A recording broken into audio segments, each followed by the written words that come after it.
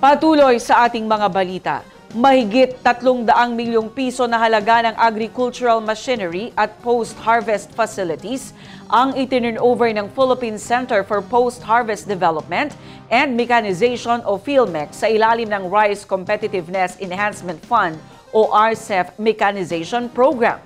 Ang News Now sa report. 39 na 4-wheel tractor, 3 precision seeder, 43 rice combine harvester, 10 drying system at 28 village-type rice mill.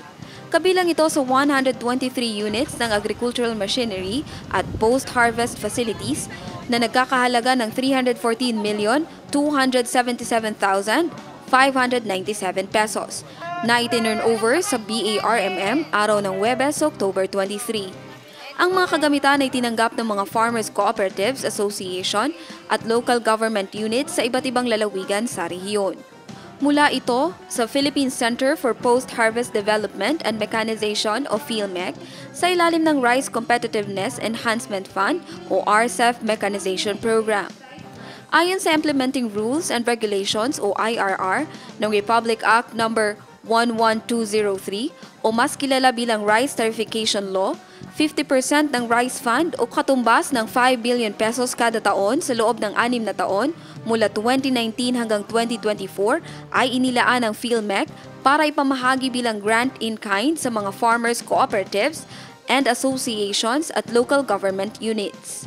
Kasama sa mga ipinamimigay na makina ang tellers, tractors, seeders, rice planters, harvesters, threshers, irrigation pumps, mechanical dryers at rice mills.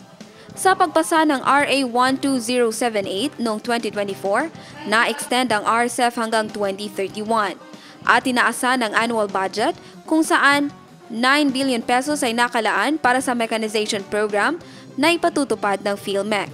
Ang mas pinalakas na mandato na ito ay tinitiyak ang tuloy-tuloy na pagbibigay ng modernong makinarya at post-harvest facilities upang mapababa ang production cost, mabawasan ang post-harvest losses, mapataas ang labor efficiency, at mapalawak ang mechanization level sa buong bansa. Lahat ay naglalayong palakasin ang produktibidad at competitiveness ng mga Pilipinong rice farmers. Layunin ng rice mechanization component na palakasin ang productivity, profitability, at global competitiveness ng mga rice farmers sa pamamagitan ng mas maayos na access at paggamit ng tamang mechanization technologies para sa production at post-production stages. Ngayon nandito tayo sa Regional Turnover Agricultural Machinery ng BARM in partnership with the PhilMec and MAFAR BARM. Ang dami ng ating beneficiary ay 91 farmers cooperative and associations and LGUs.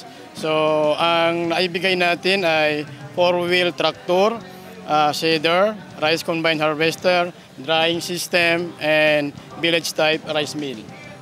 Yun po. So, ang kabuuan ng dami nito ay nasa 123 na distributed sa iba't ibang bahagi ng probinsya ng BARM. Ang estimated cost ay around 300 million plus yung kabuuan.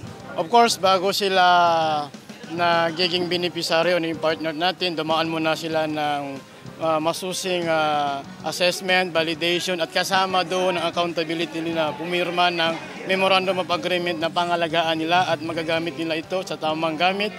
For instance, sa sakahan at ito ay ini-encourage natin sila na mapa-increase yung kanilang production at makulangon yung post-harvest losses natin. So yun po, ulit ko, napakalaki ng kanilang role. Gagamitin ito ng tama at maparami pa nito sa level ng kanilang cooperative at association.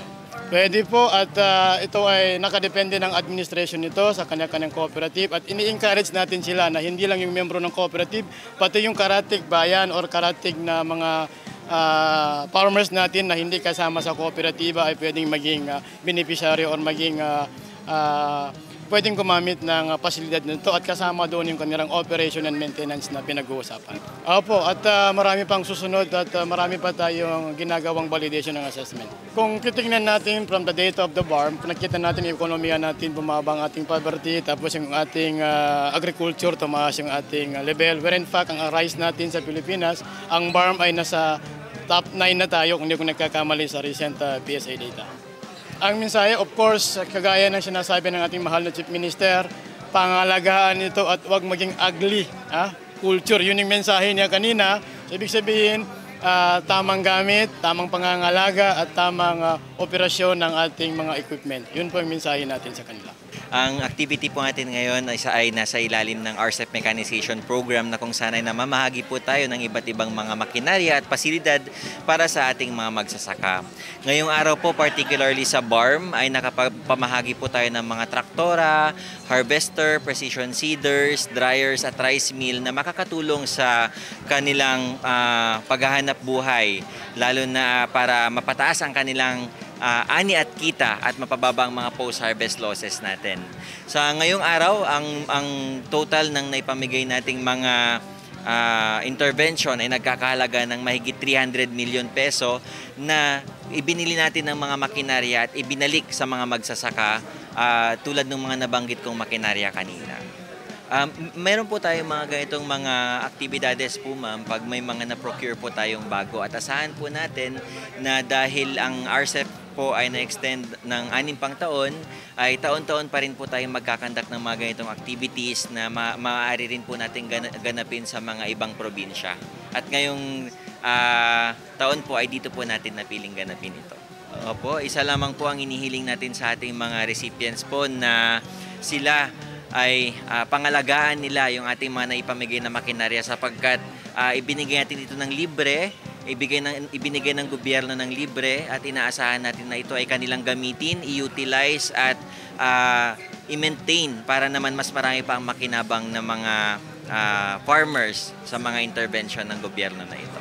Yes ma'am, meron po tayong ganitong protocol dahil oo nga po at libre ito, dapat po nating mahalin, pero kung makita po natin na ito ay hindi ginagamit, ito ay nasasayang, napapabayaan, meron po tayong nakasaad sa Memorandum of Agreement na maaari po nating bawiin ang makinarya at ibigay na lamang po sa mas nangangailangan pa.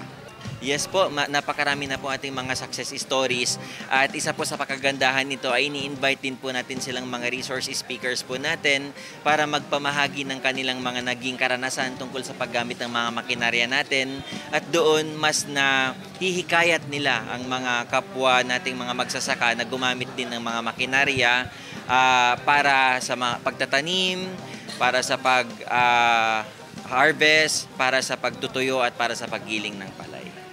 Inaasahang benepisyo ng programa ang pagbaba ng production cost ng mga farmer users ng 2 pesos to 3 pesos kada kilo gamit ang efficient mechanized production system at pagbawas ng post-production losses ng 3 to 5% sa pamamagitan ng paggamit ng modern at efficient post-harvest technologies. Bukod dito, makikinabang din ang mga sektor sa pagpapasigla ng local agricultural machinery, manufacturing industry at paglikha ng trabaho, paglaganap ng mechanization technologies, paggamit ng locally fabricated machines, pagtaas ng ani at cropping intensity, mas maagang farm operations, pagbawas sa manual labor at dagdag na kita mula sa paggamit ng makinarya. Jen Garcia, iMinds, Philippines.